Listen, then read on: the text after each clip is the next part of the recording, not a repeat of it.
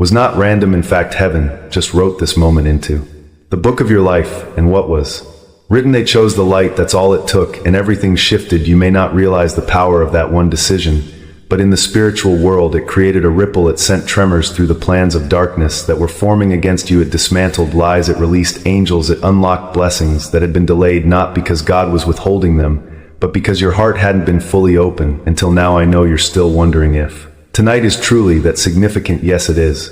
Because tonight is the night when heaven came closer than it ever has. When your name was called out loud in a room full of light, when your angels rejoiced, because you finally heard them, you finally let them in. And beloved, they are staying from this moment forward. You are not walking the same timeline anymore. You've stepped into divine time, God time, where things move differently, where things align without effort, where peace comes in the middle of chaos, where closed doors start swinging open without you even knocking. That's the life that begins now, not because you earned it, but because God chose it for you, because you accepted it. You were never meant to do this alone. That's why the pressure has felt unbearable. That's why things kept falling apart no matter how hard you tried. Because it wasn't meant to be carried with human strength. It was meant to be handed over to heaven. And tonight you finally did it. You let go, you gave it up, you released control. And now watch what God does with what broke you. Every scar on your heart, He's turning them into sacred markings. Every dark chapter becoming part of your holy testimony. Every broken dream now a seed for a new beginning. Nothing you went through was wasted. It's all being redeemed, and faster than you think.